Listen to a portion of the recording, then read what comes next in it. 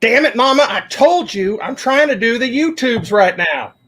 I'll come up later and put your bunion oil on, okay? Jeez.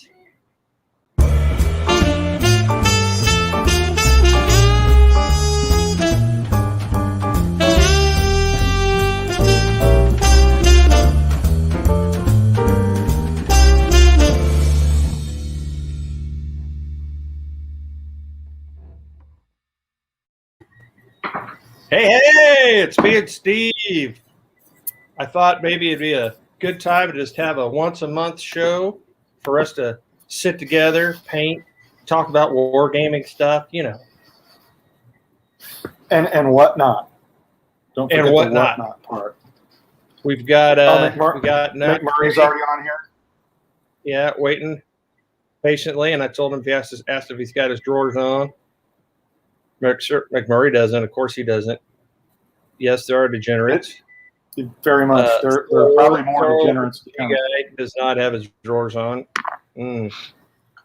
Eddie's fully clothed for now, says Chris. Uh-oh. Tomas. Ahoy. Ahoy, ahoy. Early for you. That's about what time you're like getting up. Your Todd, a.k.a. Wardrobe, plays World War II, is here too. I got 5 watchers. So,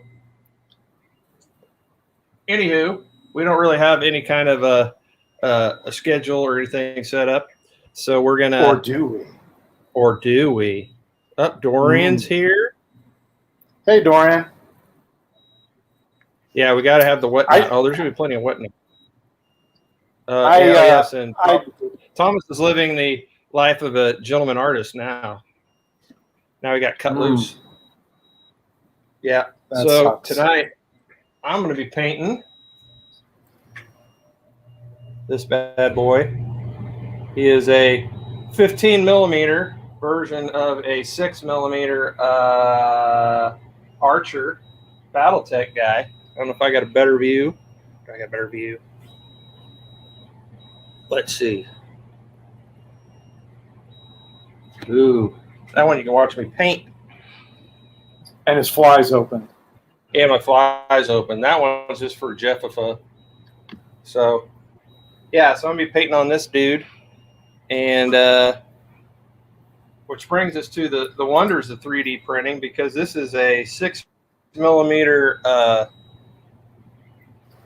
STL that I then blew up 250%, give me this lovely scale that I want to go.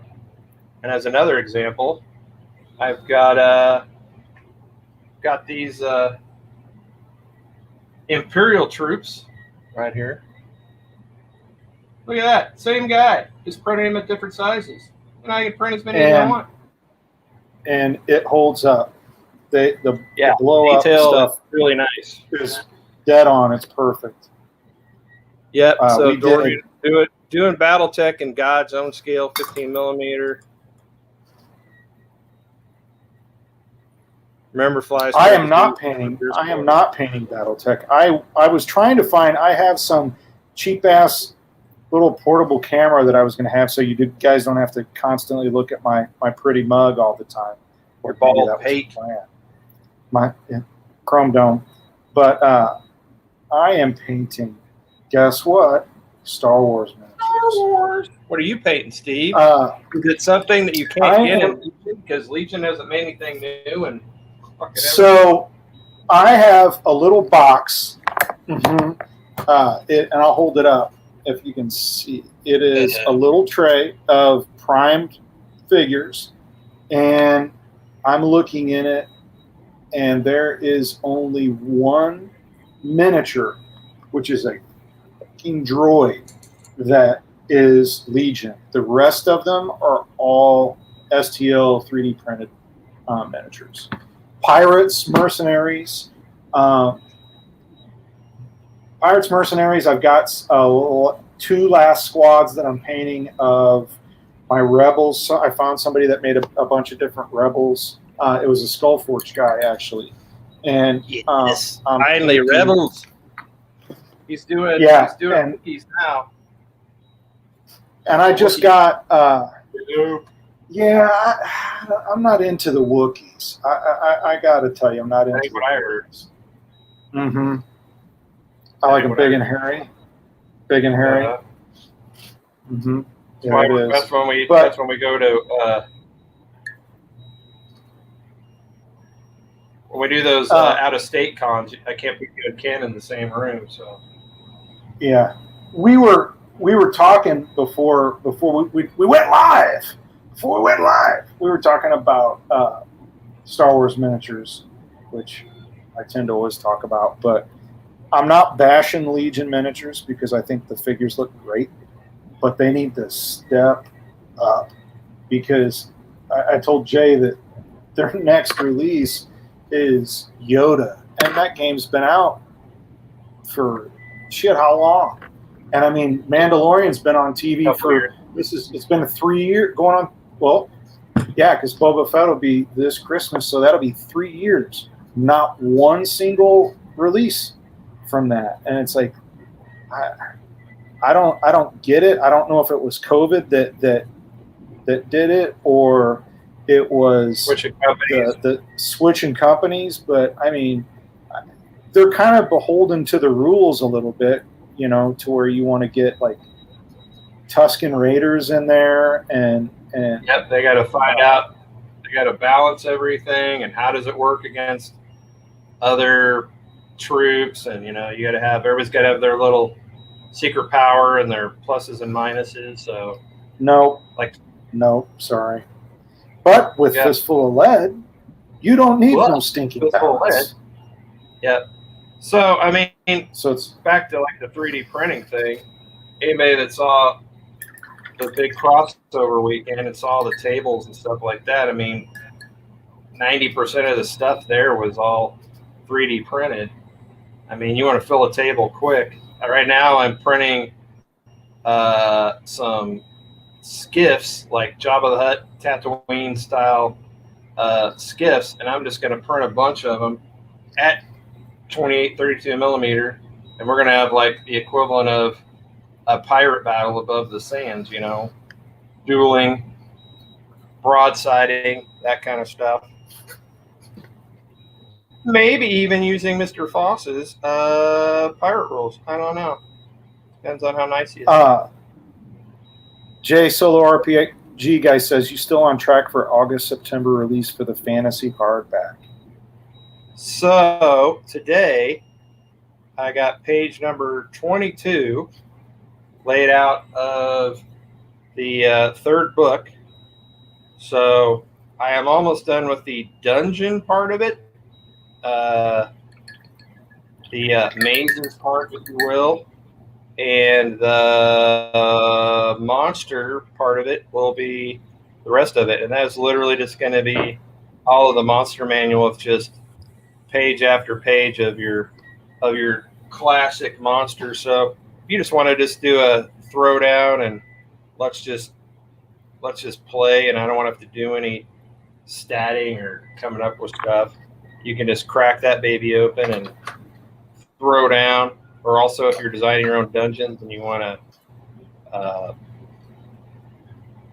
to just have something you can easily put together for the your dungeon that you've made. So I feel like I am, but you know, the hard part is with still being still working 40 hours a week in theory. You know, it's all after work and weekends and stuff like that when I'm not doing shit like this. So shit happens. You know, that's taking pictures for everything. That's laying it out. That's writing. That's editing and all that kind of stuff. So it's I'm trying. It looks nice. Yeah. It looks really nice. So when you sent me then once we get the third one done, then I've got to relay everything out, because once I take the 3 books and put it all in one book, well, then there's going to be pages that I don't need,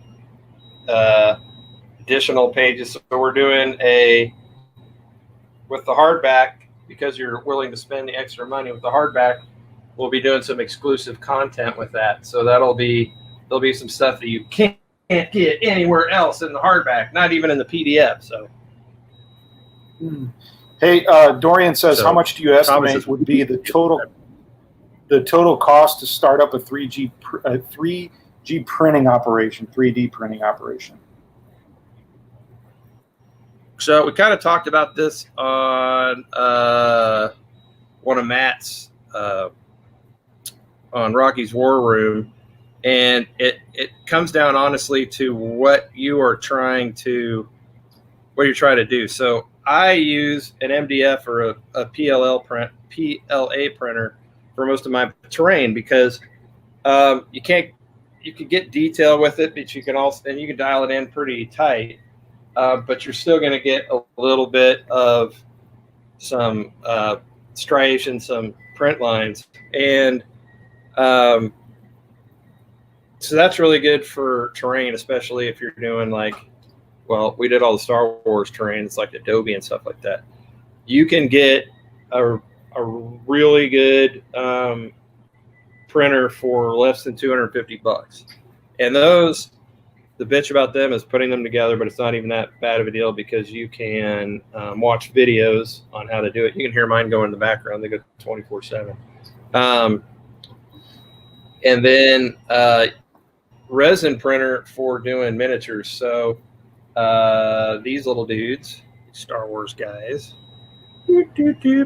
they're all, and these Battletech guys, those are done on the resin printer. Same thing, you can get a good one, a good starter one for $250. And the thing about it is less than $250, but then you need to buy resin, and same way with the other printer, which can go anywhere from $25 to $35. I've recently switched to the water soluble resin, which is great because you just use water to clean everything off. And I found that when I soak it in warm water overnight, the supports just pull off like nothing. It's just so you like it way better.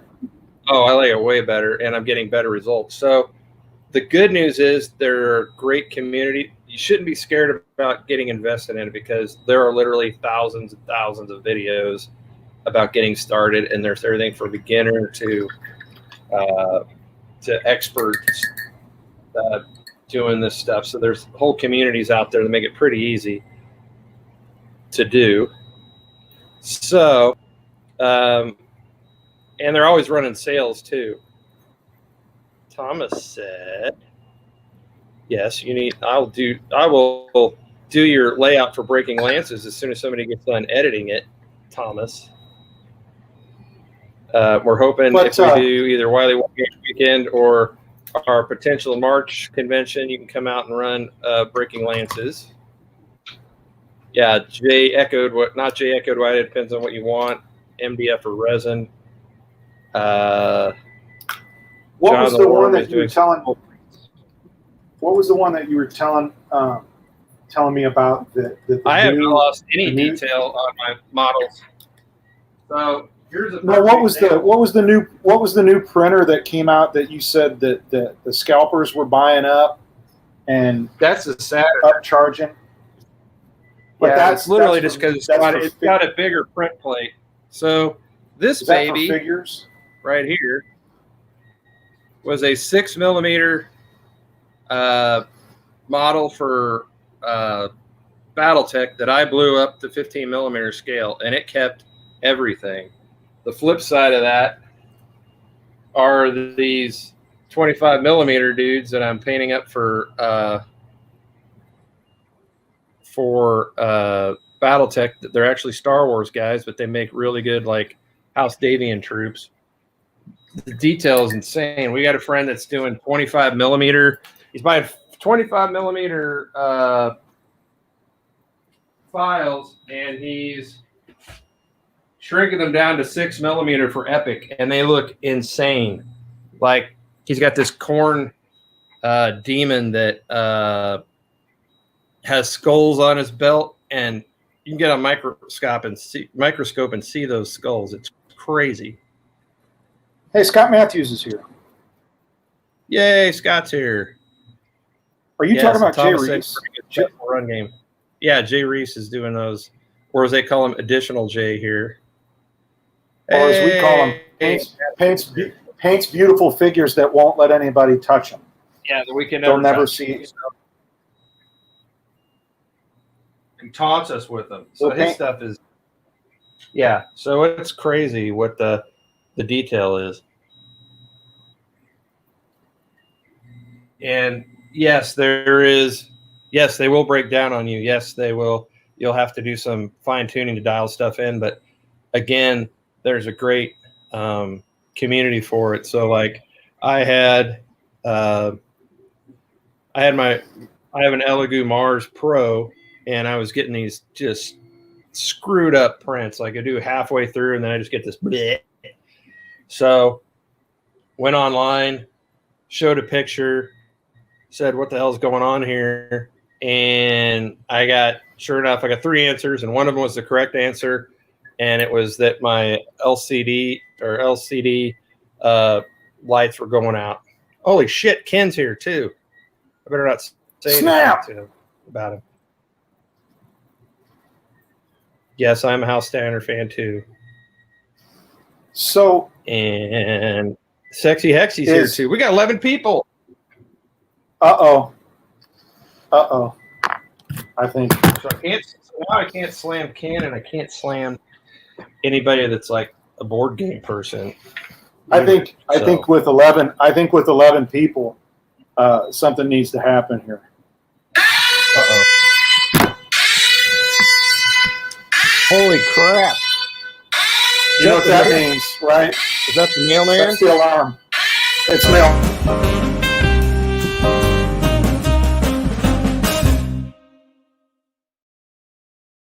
It's time to open the mailbox. All right. It is time to open the mailbox, and I have the mailbox. So yeah, Steve is going to read some. Steve's going to read some actual letters that have arrived for Wiley Games. The names have been changed to protect the innocent, but yeah, you can send in mail, but tonight's mailbag is full.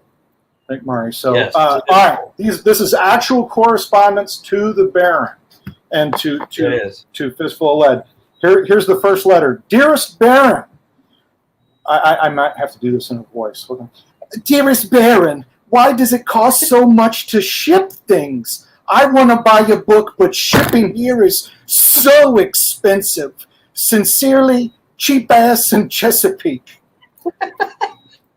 Well, Cheap Ass, I don't set the postal rate, and you can look online and you can see how much it costs to ship different things based on the weight. So I don't have any say in how much stuff costs. So all I could tell you is, if you really want to try out the rules, well, you can always buy a PDF. They are super cheap, and then if you like them, then you can come back, you can bite the bullet and pay for those stamps, yo. All right, I'm gonna stamp that one. That letter solved. We'll go to our second letter in the mailbag. Dear Sir, while I enjoy your rules, I have found grammatical errors on pages blah, blah, blah, and more blah, blah, blah. Can you tell me where to find the errata, or let me know when I can expect a new PDF and book with the fixes? Yours truly, and it says WIT the fixes, W-I-T. So, yours truly, too much time on my hands in Tonganoxie. Oh, how do you think I'm going to answer that, Steve? Oh, I can't wait. I know how you're going to answer, but I don't know if you can say it on here. When hell freezes over. So yeah, I have a very my question back was, or my answer back was, did you get what I was trying to say? That even though it says wit instead of with or something like that. So what we do is we do things like make Horse and Musket 2, where we can go back and just totally redo the whole thing rather than make an entire new PDF and print out the book, seeing as I've already got like 200 books that I'm not going to chuck in the trash. So and then I would say tell Too Much in Tonganoxie to hurry up and buy Horse and Musket 2 so they can go and look through that for grammatical errors too. Wit it. So, Ben, that's all the letters that we got in the mailbag. That's all we've got in this time in this episode's mailbag today. That was enough. I think you need to show the mailbag screen again. I do need to show the mailbag screen again. Yeah.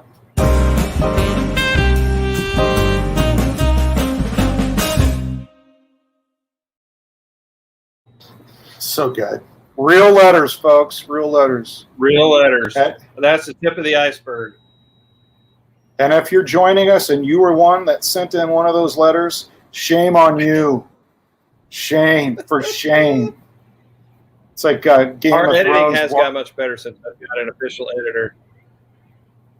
It's like the Game of Thrones where they walk down the street throwing turds. Yeah. Scott, not only will I throw in irregardless, I'll throw in orientated. That's the other word. Oh, I can't wait to see what future mailbags hold. Oh, I do too. Dear sir, you read one of my letters on the last episode. I was very hurt by this. Well, too good. Robin told me she would take over answering all the correspondence, but what fun is that? There's nothing like shooting your blood pressure up at first thing in the morning. Too good. Yeah, Ken, it is like doing business with Triumph the dog. I'll wake up first thing in the morning and I'll look at my emails, and Robin will be like, come out of the bathroom. I'm not even out of bed yet. She's like, "What are you cussing about?" That's maybe for future.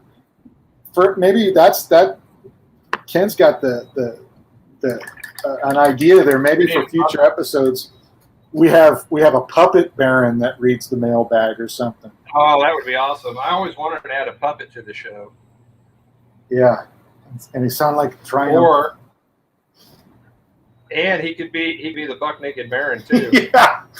So for those who don't know, we've got a wonderful miniature custom made by one of the basement generals, John, and it's he took a naked Gaul who's wearing just a cape and was charging with a sword, and he replaced the sword with a tiny little PBR. Yeah, a little PBR, and then he put the cape has got the Wiley logo on it, so he'll make appearances in games just running around as the buck naked baron.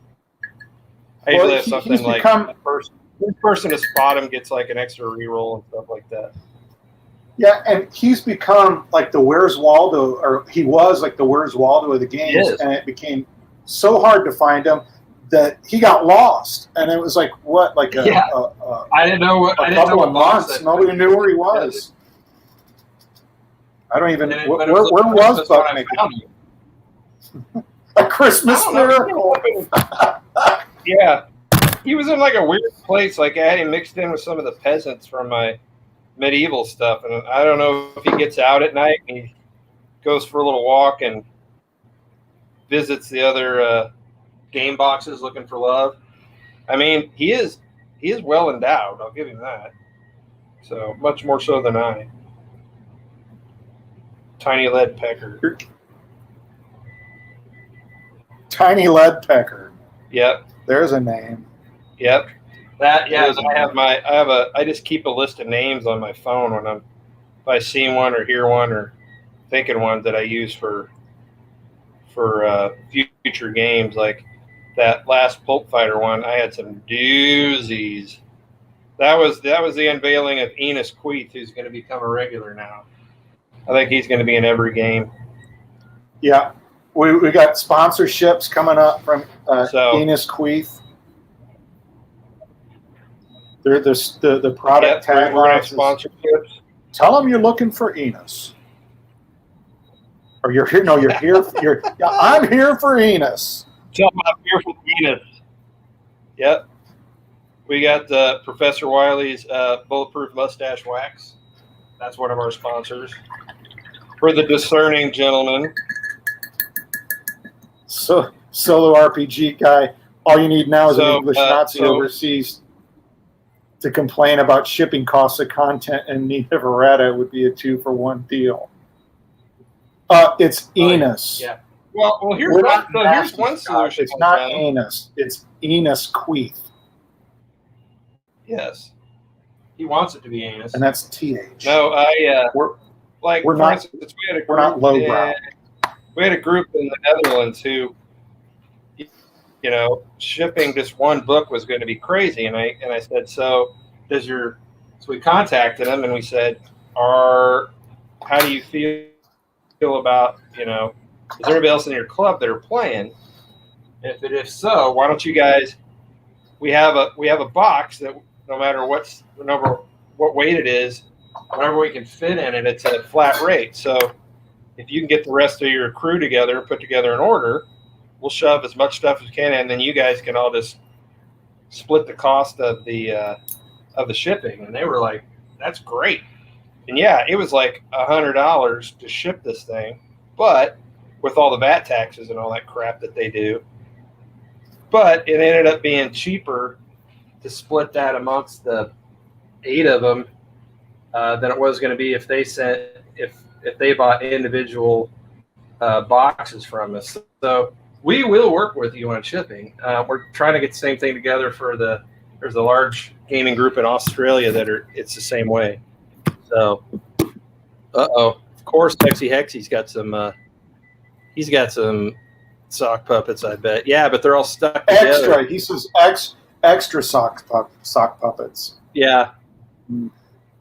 Oh yeah, Ken. Yeah, I'm sure it's gonna be great on Facebook tomorrow.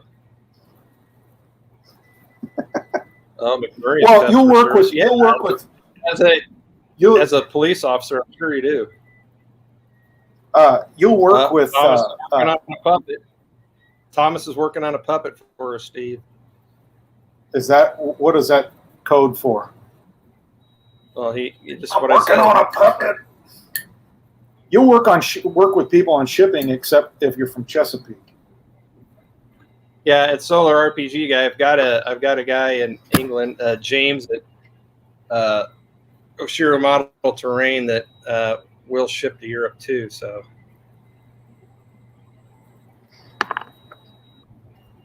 no working with people. I'm using unmentionables right now. Yeah. Are you using contrast? Yep.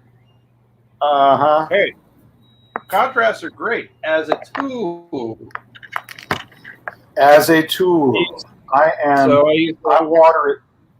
I water the shit down real. Yeah, I just painted one of our chests because we need to take a new picture because we are now selling our terrain as STL files as well on our website, so you can just print your own stuff.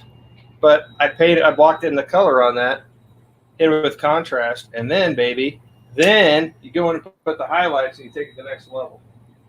A little bit. Pop it. Pop those highlights. Yeah, and you could do a lot of 15s and micro stuff. You can hit them with the contrast and it looks good. Although I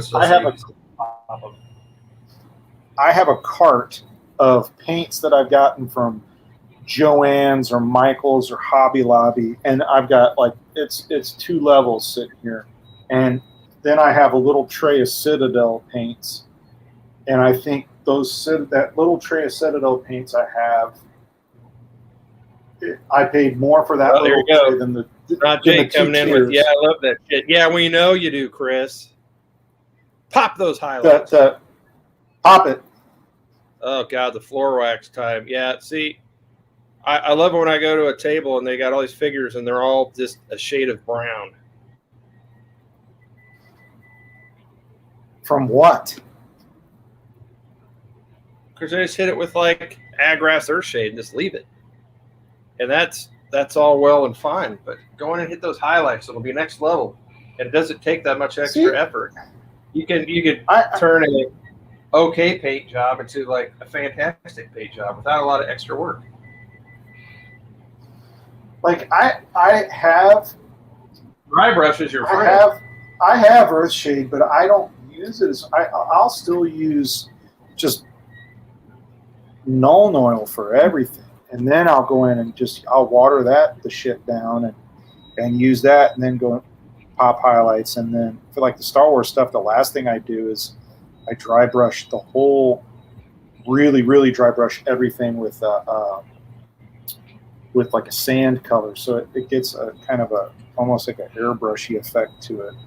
Dusty. Yeah, and I use contrast paints a ton on my terrain, like all the Star Wars stuff we did, all the BattleTech stuff that we did. That was spraying it a single color contrast paint and then going in and dry brushing in highlights and stuff. And you can accomplish a lot with just not a whole lot of effort. Most of those buildings I did for Star Wars, I could knock out in an hour or so, really. When did contrast paint? Contrast paints haven't been out that long. No, but there's been you can essentially make contrast paints with regular paint, a little bit of water, a little bit of soap. There's people who've been doing it, and then the inks, the washes are just inks. I mean, I've been using Winsor Newton inks forever. It's really great when you do a face or something. Because I think I first started using, not Jay says, 2 years.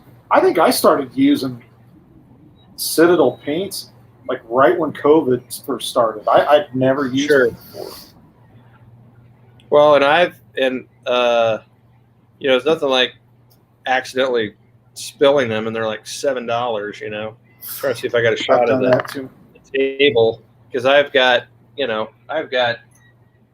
the crap from the little craft paints. I use those mostly for my bases and stuff. I use Reaper. I got Vallejo. I've got Citadel colors. It's finding the colors that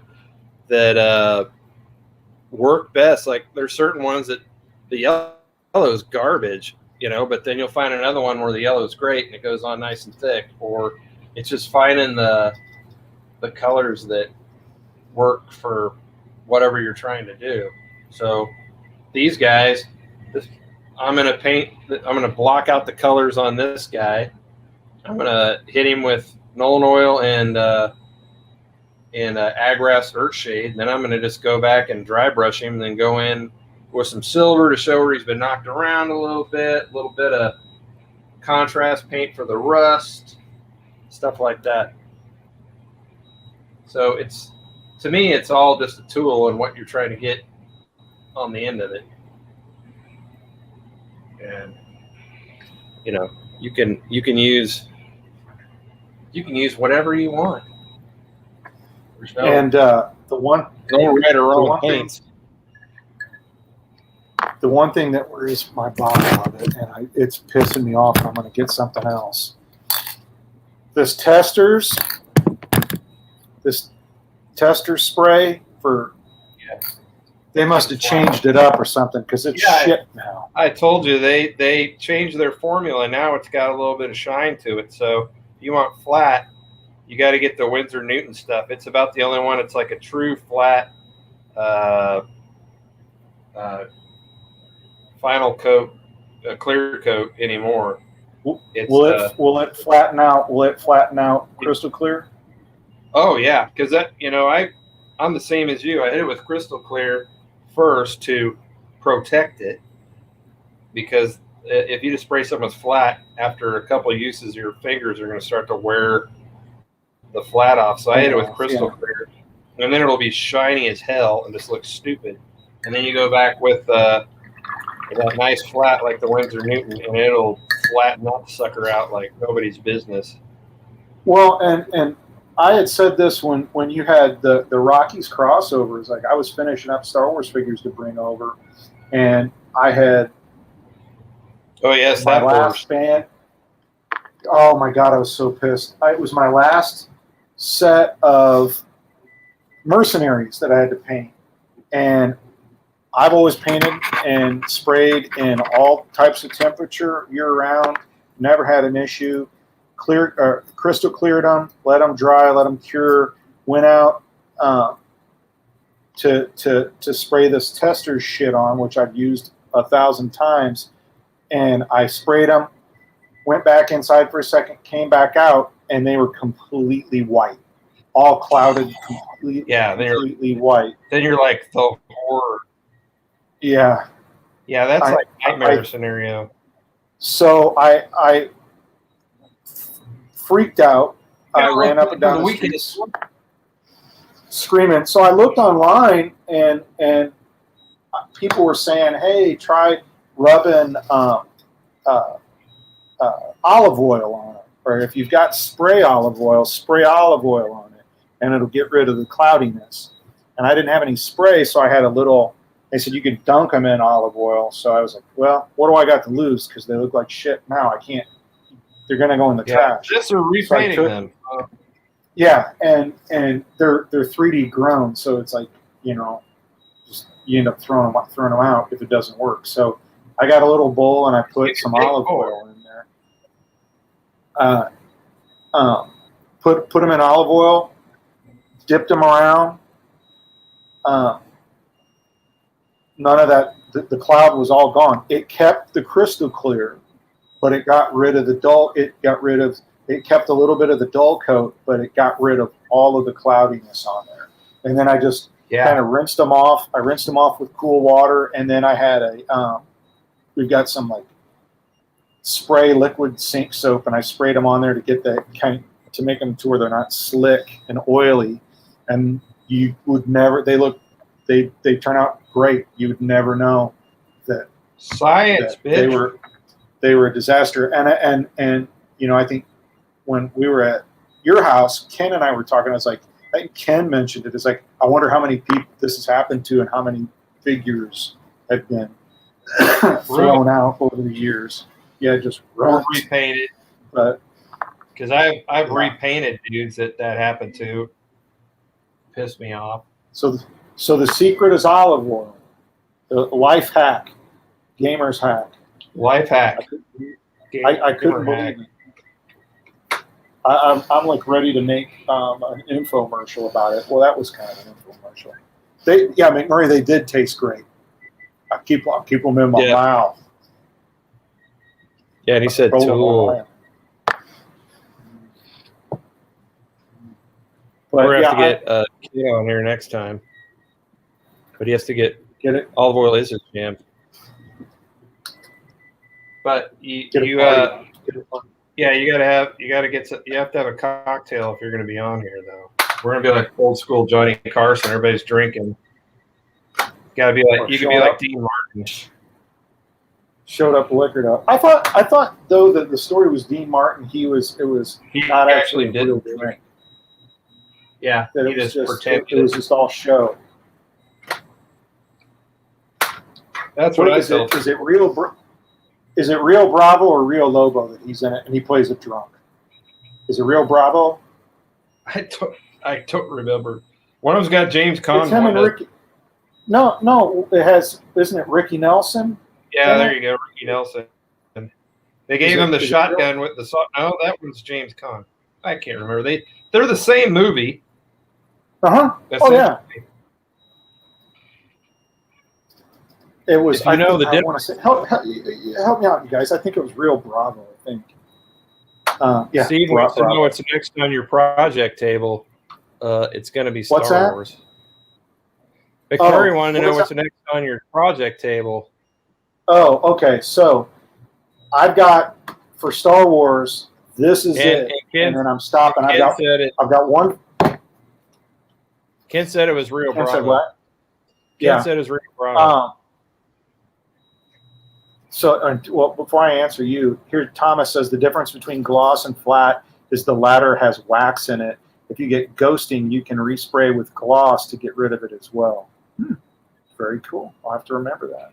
Smart. And Matthew says Rio Bravo as Robert Mitchum as the drunk. That is right.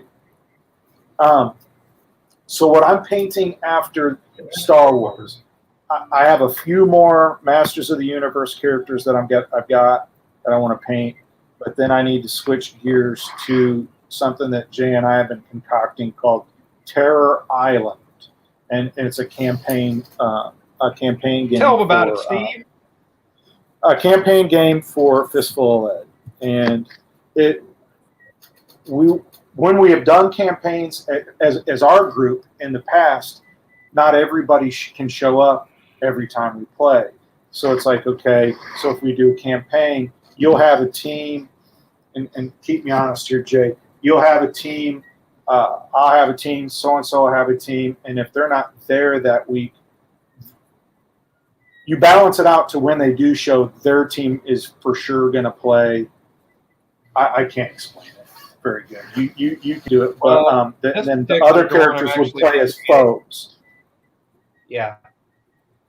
So if it's not your turn, then somebody else could play basically the spoilers. But I'm actually setting this one up as a real map-based campaign. So, but it's going to have some cool mechanics to it. Think of it like Chutes and Ladders meets Candyland kind of a thing. With all the events being decided by, guess what? A deck of cards. So dun dun dun. You'll travel through the jungles of Terror Island, and running into all these sorts of things that can happen before you even meet the other players. So Terror Island's going to have robots, monsters, dinosaurs, zombies, Lost Worlds, that kind of thing. So it's like, what was the thing? You keep sending me STL files for something, and they're just fucking crazy. That's from a company called Print Your Monsters, and they've just got wackadoodle stuff, like a skull with like spider legs. And then I sent Steve these crazy 1980s versions of like post-apocalyptic dudes that are, look totally like off the cover of an 80s metal album. So that makes me wanted to do I want to write a limited campaign for Wasteland Warriors, because it's not loved as much as it should be. It's actually one of my favorite rule sets, but it doesn't get the love it deserves. Although Mini Warma is playing a solo game with it. Is it because it's harder to find figures for that, or is it maybe it's not harder to find figures? Well, see, that's what's weird about it, is it you could literally use any figures you want. So, see, because I would use old Necromunda figures. Well, we use Necromunda. It's all about how you want to do your post-apocalyptic future. I mean, you want it Mad Max, and you don't want to have any kind, or The Road, or Book of Eli. You don't want to have any like monsters or mutants. You don't have to play with those. But if you want to go totally gonzo, Thundar the Barbarian, Commodity Last Boy on Earth with just crazy crap, you can do that too. So, but the best part is the mutations and stuff are fodder for, pulp, for whatever you want to do. You can use them as like magic or bio weapon. Dude. So I've also got on the list to do like cyberpunk, and literally it's just taking the mutations we've already got and just saying, well, that's not a mutation, it's actually a robotic thing. So like one of the mutations is like extra arms. Well, those are just robot arms attached to the cyborg. Yes, full gamma world is my dream, Ken, which is why I wrote it to where it is, but you don't have to play it that way.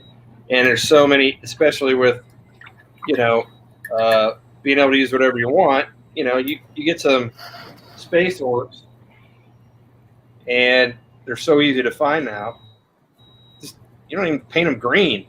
you get some space works and you paint one blue and one pink and one yellow and glue some extra arms. Or, they're so easy to modify, especially for the plastics. And then you've got all kinds of mutants. Super easy. What was for when we did Masters of the Universe, and this was based off the old 80s cartoon. They have orcs in Masters of the Universe that are gray, and they were bright orange armor. And you painted one. I remember the Orc Wars on Eternia. But you paint one or two like that? Yeah, I painted one. He's kind of got that sort of gray purple skin and orange armor. And then I even made his guns like cartoon. Like I painted his armor and his guns like they were an action figures, so they weren't like natural colors. Yeah. Like gun, I painted like blue because if you would have got it as a toy, his axe and his gun would have been like a weird plastic color. So purple. That's what's fun about it, is you can just paint whatever you want. But it's my little stepchild. It's next to the fantasy. It's the rule set I had the most fun writing and the most fun playing. But it's not one of the more popular ones. But although somebody did buy one at Jay's July Jamboree a couple weekends ago. So. Which looked like a lot of fun. It was a lot of fun. And Ken said I didn't snore as bad as I normally did, so that was a plus. Did you guys sleep like? I'm sure our room was hot as fuck. Did you guys sleep like Charlie Bucket's grandparents? Do what? Did you guys sleep like Charlie Bucket's grandparents? Yeah, we slept, and he had his feet up in my face, and I had my feet up in his face, and Marshall was squeezed between us. It's like the Three Stooges where you're Three Stooges where you're scratching each other's face with your toes. Yeah. Basically, that's exactly so what it was good. like. So good. And then throw in lots of playing with soldiers. So, not Jay. I know I missed out. I have all kinds of usually life events happening. Well, I went mostly because Robin wanted to have a weekend to herself, so I was like, oh, perfect. Get the fuck out. And then it backfired because it rained here the entire time, and she spent the entire weekend trying to keep the dog from having a fucking heart attack because of the thunder and lightning and everything. So she didn't get it. The other thing I just finished, I know that not Jay, when you were doing your show and I told you it was a secret. I'll tell you what I'm doing. I told Jay I want to do a Doctor Who game, and I've been painting Cybermen, and I had to rebase them all. They were old miniatures that I based and touched up, but I wanted to do Cybermen. The old black tree ones? Yeah. It's the old black tree ones, the funky little. They look like they're kind of super deformed. But since Jay just came out with Horse and Musket, I thought it would be cool if we did a Doctor Who game where the Doctor goes back to Horse and Musket era and lands. Civil War. Yep, and lands, and the Cybermen are there trying to convert all the townspeople and everybody into Cybermen, and the Doctor helps the townspeople fight off the Cybermen. So we might do that. Basically, we'll be combining Horse and Musket with some Galactic Hero stuff. So showing once again the versatility of the rules. And in case you didn't know it, gold is deadly to the Cybermen. So they have a plan to beat the Cybermen. Yes, they're gonna take the king's taxes, which they happen to have, and melt them down and use them as bullets to kill the Cybermen. But it'll be a race against time because the Cybermen, much like the Borg from Star Trek, can convert people into Cybermen. So they'll be run around getting extra dudes while the regular town folk are going to have to melt down the bullets and shoot them. But the bullets will be super deadly to the Cybermen. So yeah, the Cybermen. There won't be that many Cybermen to start on the table, but as they march and they're soulless and they can regenerate as they march on, and if they take somebody out of action, that figure's got to stay on the table because they will be converted. Possibly. Yep. So it ought to be pretty cool. All right. They are ready to go. I've just got to go print the cards. Steve.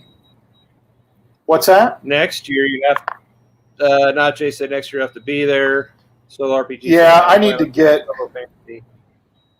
to get out there. I need to start planning for shit instead of like get things on a calendar. Later, Tomas. See you, man. Yep.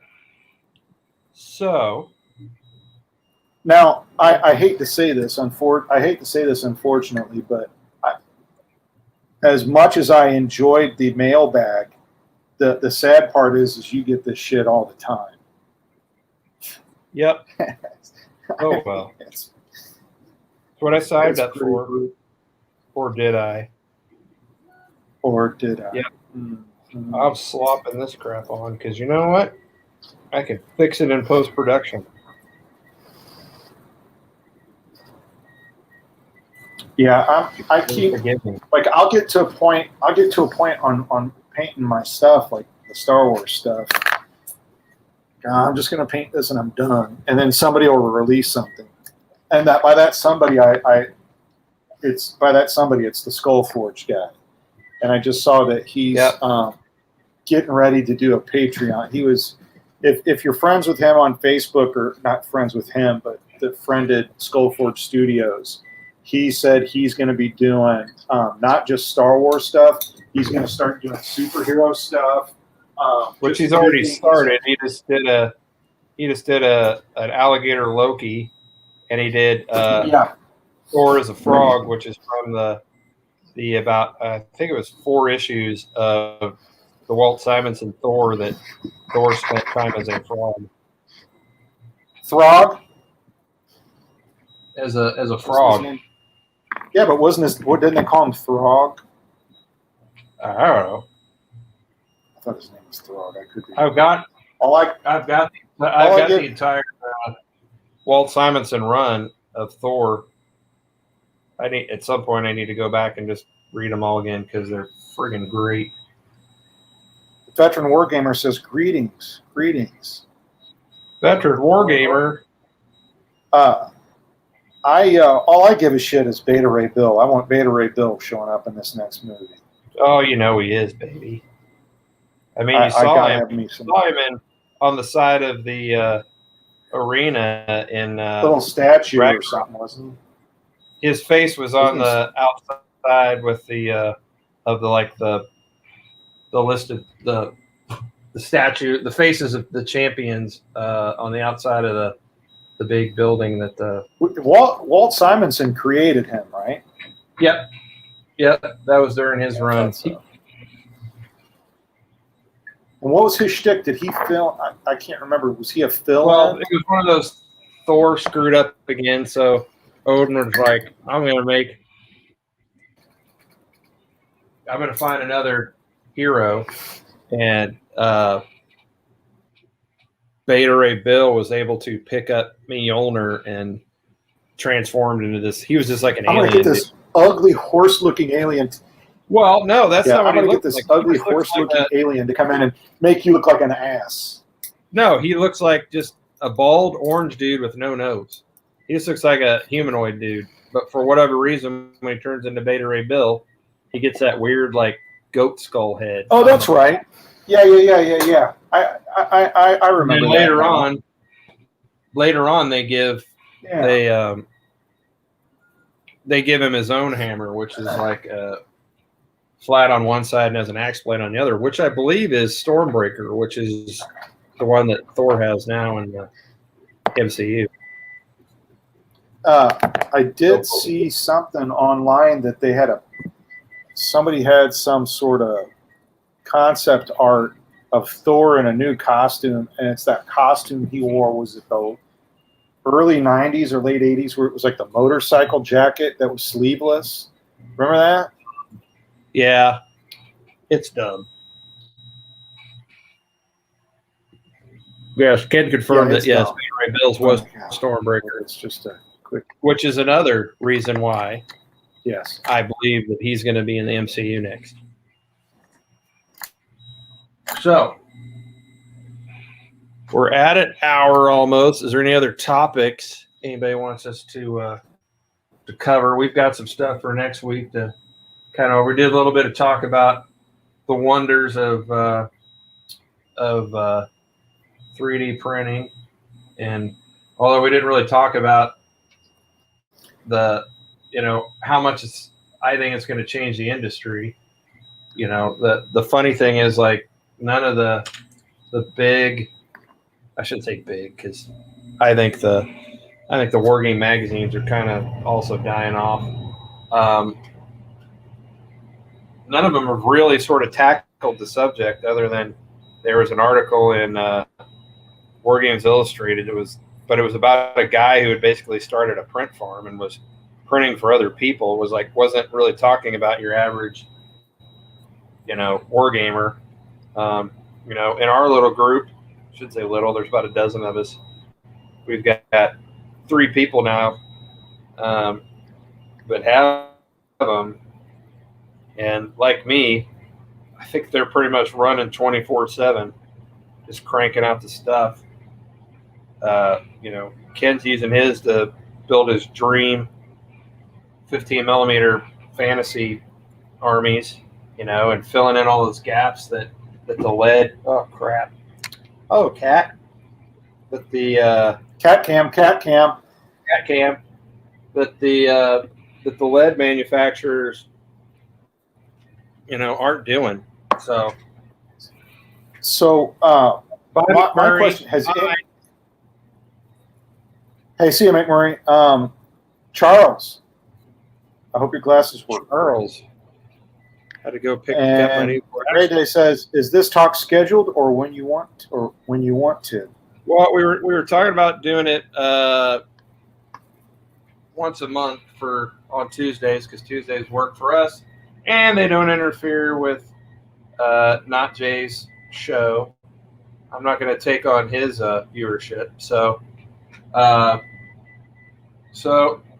we're talking about once a month. If people like it, we'll do more.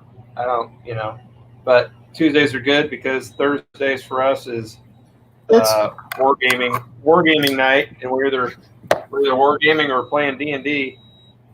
So we start doing that every other week.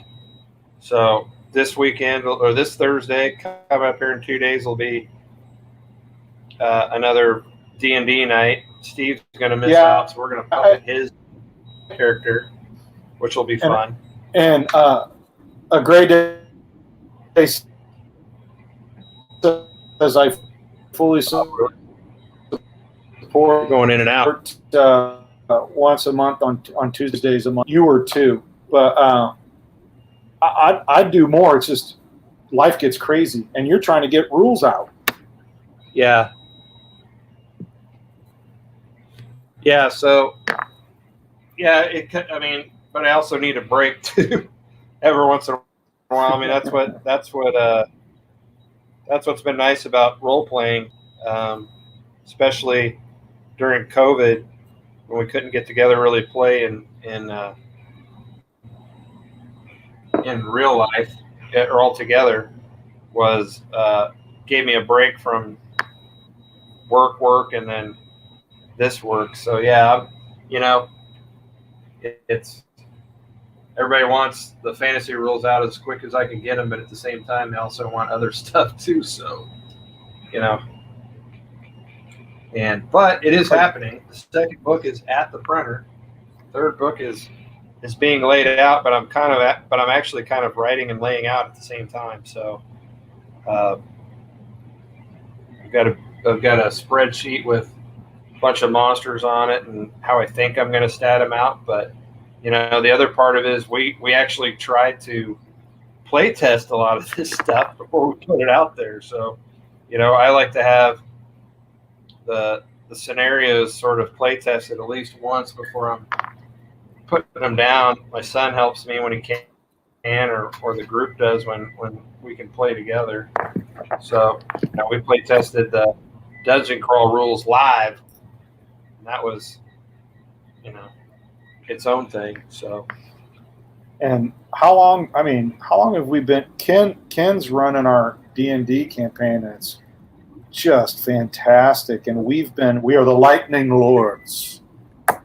Yes. Hear our name and tremble in fear. What has it been over a year that we've been playing it? Yeah, because we've been in COVID lockdown for that's true. For that long.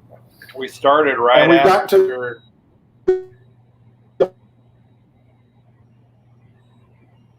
Steve's going in and out. You went in and out. You went out, Steve. Point now where all our characters are so filthy, stinking. No, I was saying that we're so stinking rich now. In D&D, our characters are just like the amount of shit that we've. Yeah, Ken says 41 sessions. We started in April. Jeez, there you go. And then thrown in there too were some other ones. Like I ran a side one, and then we did a couple superhero ones. Angry Day says, "I figured you guys would be more DCC than D&D. I don't know what DCC is, so that tells you a lot about it." No, we do not play 5e. We are old school. So Ken can correct me, but we've basically been doing a hybrid of advanced D&D with some of the other stuff mixed in. So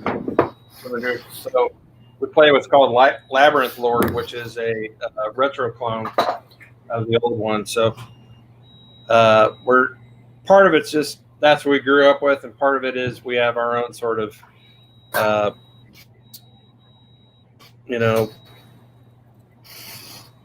things against 5e. To me, 5e is like playing a video game, analog. It's really hard to die. There's no, and as a DM, it requires a lot to juggle. Scott said that we started playing April 9th of there you go 2020. I have played 5e. Advanced. Steve runs a 5e campaign for his daughters and nephew and stuff. And there's nothing wrong with it, but for us, we like this. Yeah, so Ken said Advanced Labyrinth Lord. It's the old BX with Advanced mixed into it.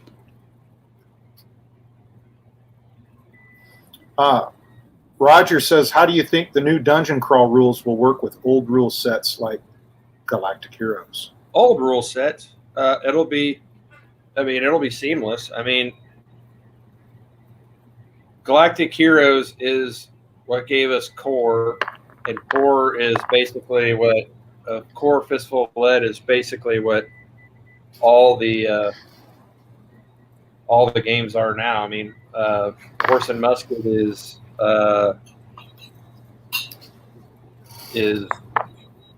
basically core with some of the Horse and Musket embellishments, but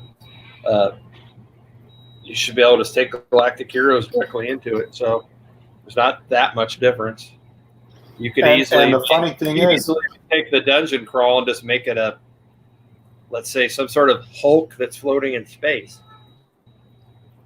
Usually. And the funny thing is you'll probably see that exact scenario pop up probably at Jay's house here within the year. So, I mean, Roger, like one of the things we were just talking about is how we've used when we did our Master of the Universe game. It's got a chunk of Galactic Heroes, it's got a chunk of Wasteland Warriors, and it's got a chunk of core in it. So it's all of them mixed together. Once you've got the once you've got the core mechanics figured out, it's just adding in stuff. Charles Torr said, I haven't played D&D since the 70s, white box. It's great. It's the best thing that's come out of this is the fact that we could play this all online together, just like this, essentially. And we just, people have asked what we're using to play, and we just use Microsoft Teams because Ken can just he can put maps up when he wants to. We can interact when we want to. There's a chat section, plus we can, text each other. And we don't have it's time. And we don't have to smell each other. Yeah, I could text you and say it's time to kill Doug, and Doug doesn't know it. So. Doug. Yeah. But I will. Now we don't. I mean, there's plenty of other things you can use, like Roll D20 and stuff like that, where you can see the rolls and all that kind of stuff. But we're old school ink on paper kind of role players, so it's not like we use miniatures or anything. And we do all the rolling ourselves. It's a gentleman's agreement. We roll our own dice. Ken keeps when we need to. He puts a map up and draws it all out and that kind of stuff. And I would say you're right behind him. I would dare say that we like to fail. Maybe I think the Lightning Lords, part of their charm is, and that's our crew, is called the Lightning Lords. We've had members come and go. We've had a member say, I'm not part of this shit anymore. I got to get the hell out of here and leave. And we've had new members join. But I think part of the charm of our Lightning Lords is that. Oh, we lost Steve again. That we're Steve out. Hapless. And that, Well, we also had to write a backstory that we stick to. A lot of times I think when you run something and you don't give the characters a purpose and all you're doing is the murder hobo shit, it's not as much fun to play. It's all about the story. Like, Not Jay, Chris has talked about, and he's the same way with us, that when you put together a scenario or you're playing a game, the backstory and the stories that unfold are what makes it a lot of fun. And you can fill in, what happened. Like, I charge you and I roll a 1 and you roll a 10, even though your guy was on the ground and had all these modifiers. And it's like, we could sit there and laugh and go, oh, it's because he slipped on your blood and fell down and ended up on your spear, that kind of stuff. And that makes the whole little story behind it, or the characters we've talked about before that have sprung up over the years that have their own personalities, and they're just little pieces of lead, and we're just rolling dice, and stuff seems to just kind of come up about them. I got like camel-faced Annie in my Wild West town, or Ugly George, or little Sally, or little Sally June, that kind of stuff, or Juan Jorge in our pulp stuff. So, and we didn't really. No, I was saying, Roger, can you talk about anything? Yeah. Oh yeah. So superheroes, again, the stuff's already there. I think. If you read between the lines, between the magic and the mutations and stuff that we've already got in previous editions that you could play right now if you really wanted to. The only thing I'm going to change about it is to create a build system, because if you're going to make a group of superheroes, you're going to want them all to be sort of the same level, essentially, or at least have the, whereas right now we have a leader, a second, or a specialist, and then regulars and dregs. Well, for superheroes, you're going to want to make them all equally X-Men. powered. You know what I mean? Yeah, you're going to want to get the X-Men. And so it's really just going to be finding a way to stat them all up so that it feels that way. So I've got an idea in the back of my head of how I'm going to do it. And it's basically going to break down that there'll be a list of powers, and they'll be rated like major powers, minor powers, that kind of thing. And you'll be allowed to pick and choose between those kind of a deal. So we are a big fan of superhero war games. We played Super System forever. And again, that's a good game in and of itself. Well, in my opinion, a second edition. The rest of them went. We still play it once in a while. So. But as we started making these rules, stuff started evolving, and it became apparent that, hey, we can use these for superheroes. So, like right now, if you look at Wasteland Warriors, you've got mutations that let you crawl up walls or let you shoot eye beams or let you fly. You could take Wasteland Warriors and stat up. I know there's some people in the Facebook group who have, and just made simple little games out of it.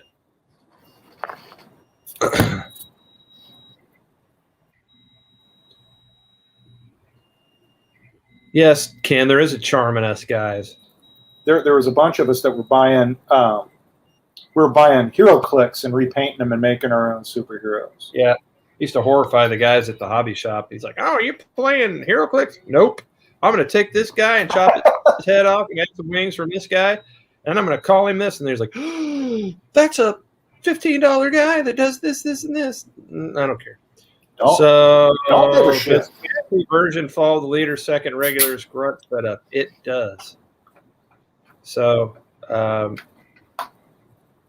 you'll end up with the same amount of figs you've pretty much always done. See you, Grey Day. Yep, Grey Day's got to take off. And I'll let you guys know if we end up doing if we do it in 2 weeks instead of a month, we'll do that. So. So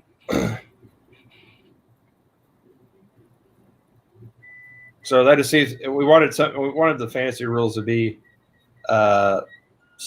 pretty seamless with everything else. I don't want people to have to relearn the rules every time. So you're going to notice a lot of similarities with all the other books, but we're giving you the feel and everything like that. So if you watched any of the videos, like for instance, Magic, you can have a Magic user in your group, and he can either be a leader level, a second level, or a regular, and that decides what level they are. So if your leader is a Magic user, he's a master level Magic user. So it's easier for him to cast spells than it is for a guy who's a lower level.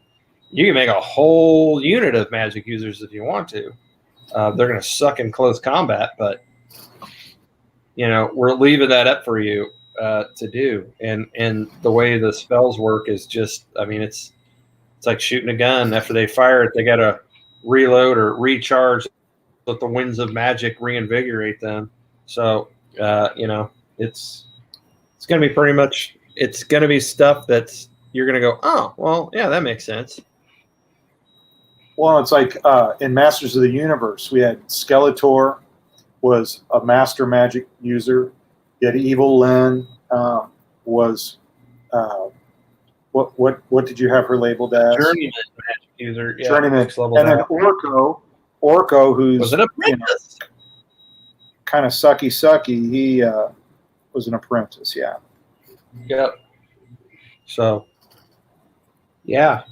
So you'll be able to set up everyone if you want to make a retinue is what we're calling them. You can make a retinue of orcs. You want to play all orcs, or you want to play all undead, or whatever you want to do. It'll be more wide open, let's just say, not so fixed as some of the other fantasy war games that are out there now. And again, if you want to make your fantasy world take place in one where there's ray guns and make it like sci-fantasy, you can do it. If you want to take the magic stuff out of it and do a Cthulhu type game, you could do that. It's all really where you want to take the rules. Like I said, we're doing a couple weeks, we're doing robots versus musketeers, basically.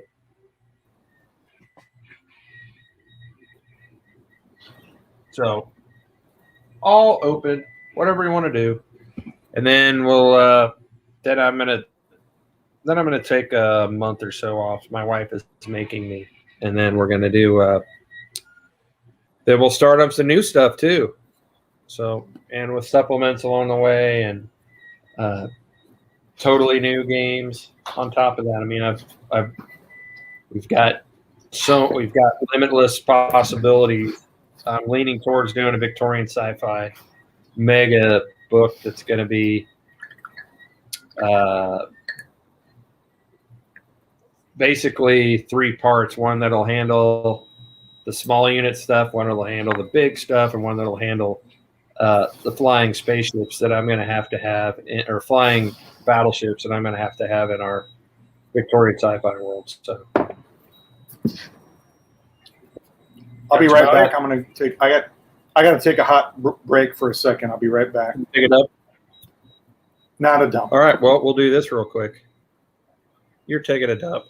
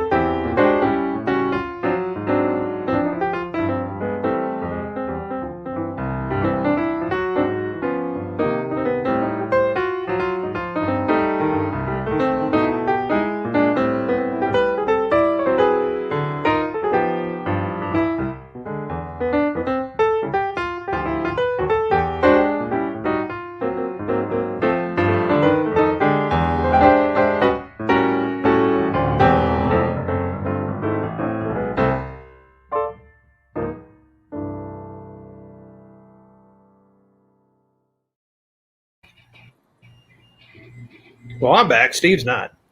So if you've got any questions for us, I know Scott wants to do Victorian sci-fi and Zemdar. So Zemdar is a world, a lost continent that Scott created decades ago that we've played on and had many adventures in, and has a whole background and a whole mythology to it. So we're definitely going to have to be getting back into that. I started painting up British troops for Mars, so now I've got 2 sets of Victorian era British, ones that have orange sand bases and ones that have regular bases. And same way with my Germans. I got to paint up some colonial Germans to go with my normal blue-clad Germans, and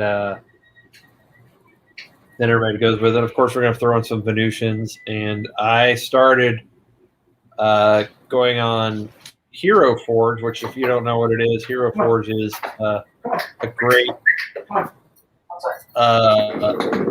online source to make your own miniatures. Make your own STL miniatures.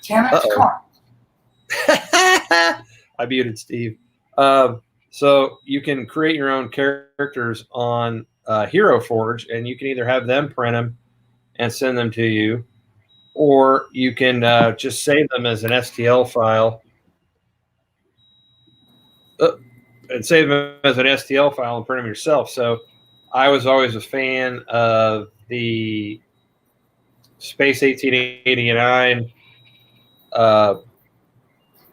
Martians, and then you can still get them online, but going back and look at them, there's really limited poses of them. So I went on Hero Forge and I made just tons of Space 1889 Sky Galleons of Mars Martians. So I made them with they got the little ridge down their head, and they've got the kind of fish fin ears, and they got kind of like a Greek/Aztec kind of armor to them. So I gave some with guns and some with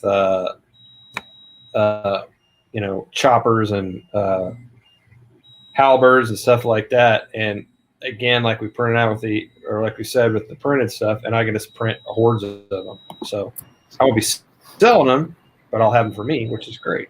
And so I had to mute you because we heard you yelling at the dog. Oh, did you? Yeah. Trying to. She was not as good as me taking a piss on live. Taking a piss? Yeah, no, I'm trying to get the puppy. Was trying to get the puppy outside. She had disappeared on me. Where's the puppy? And I didn't want her upstairs chewing on shit. All right. Well, we're going to probably call it here in about 10 minutes. If anybody's got any other stuff they want us to talk about. Scott is talking about offering my Zendar stuff when you get to the point of playtesting. Oh, yes. We'll definitely be doing that. We'll have to do the hunt for the big green pig. Charles says, almost all the Royal Partha figures I bought in the 70s are unpainted. That's a shame. Going to paint them soon and see how much worse my painting skills are and use them to make some teams to play Fistful of Lead. That's what I like to hear. There you go. I mean, I wrote the rules so I could just play all these miniatures that I have that have just been sitting around because they're not, they don't fit into some rule set or something. And now I can have some Spanish conquistadors going through the jungle and run into all my Games Workshop Lizardmen, my original plastics from back in the day, and play with those and do little one-off games and stuff. So, and they may show up in Terror Island. How I'm thinking about like the old figures that Charles mentioned, those Raoul Partha. A couple of the Doctor Who figures I have are old, and I'm just looking at those, and the scale creep over the years is just what they're supposed to be the same scale, but from miniatures to what they are now. Well, 28s, because they were like 25s. You're going to have to live with that. Well, almost everyone's getting up to 32s. They're getting to like that Legion scale. But again, if you don't like that, you would shrink down your STL files and make them the scale you want. So if you really want to go with that old school. Solo RPG guy asks, besides spellcaster trades you anymore? Oh yeah, because fantasy is essentially a hand-to-hand game. You've got to add some more details to it. I mean, yeah, you got archery and stuff like that, but you're essentially, making medieval combat, which is going to be more up in your face. And the first book is essentially just a medieval combat book. You could buy that. You could just play straight up Dark Ages through Renaissance with that, not have any of the fantasy elements at all. The second book is just all about adding magic to it, and the third one is about dungeon crawling. So we have a whole section on if you want to basically make a dungeon as you go, explore it, and perfect for like solo role playing, solo doing it because you're creating the dungeon as you go, and then with all the monsters and stuff, they have got all these different traits and everything. So I have not played Fistful of Lead solo, but the dungeon crawl would be one that I would do solo. Well, it's not. It was never meant to play solo, and sure. I make no bones about it. I did the solo free little 2-pager to play. It's just a play test kind of version. There's little kinks in it that are going to come up that you're going to have to sort of figure out yourself and refine. I haven't got any notes from anybody. And then, go from there. It's, I wrote the rules because we have 6-8 guys that come over every Thursday, now every other Thursday. And I got to run a convention style game in 3 hours, with 8 players. So that's where those rules came from. You could play smaller with it with fewer people and you'll have a quicker game and still have a satisfying game. I get lots of stuff from people that like, hey, I play with my 7-year-old son and they love it, which is great. And then I've also, hey, I could take this to a convention and play with 8 people and we can get it done in the time that's allotted for our little game slot. So, that's kind of where I am. So me and the solo peeps are very creative. We can figure it out. Yep. And, we've played remotely a lot over COVID. So shit, we may have to go back to it. A couple of cheap cameras and some sort of share system like this, or I'm sure you can probably do with Teams or Zoom or whatever, and you can play with somebody across the country. I've played a couple of games now with my buddies in England, so. But with the dungeon one, you could definitely play solo because you're just creeping along and creating it as you go. And I played a couple of times to play test it, and I did it all just on some graph paper, and played out the whole thing. With Delta keeps going. We might be back doing virtual gaming. Yep. All right. Well, we're getting up at almost 8:30. So wow. Let's call the first episode in the books, and we'll plan on next month doing it again.